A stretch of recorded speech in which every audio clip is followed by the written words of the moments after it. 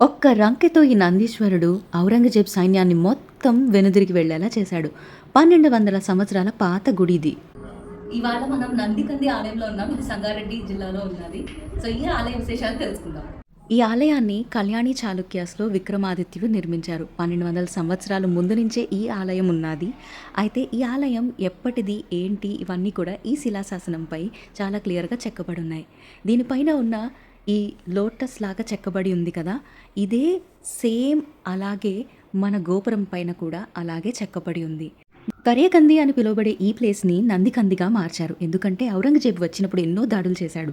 ఆ టైంలో ఈ నందీశ్వరుడిపై కూడా దాడి చేసినప్పుడు వెంటనే నందీశ్వరుడు ఒక్క రంక వేశాడంట. ఆ సౌండ్‌కి మొత్తం సైన్యమంతా కూడా వెనుదిరిగి వెళ్ళింది. అప్పటినుంచి కూడా ఈ ప్లేస్‌ని కరియకంది కాకుండా నందికందిగా పిలుస్తూ ఉన్నారన్నమాట. ఇప్పటికీ ఆ నంది కాలుని ఎక్కడైతే కొట్టారో ఆ ప్లేస్ డ్యామేజ్ అవ్వడం కూడా మనం చాలా క్లియర్‌గా చూడొచ్చు.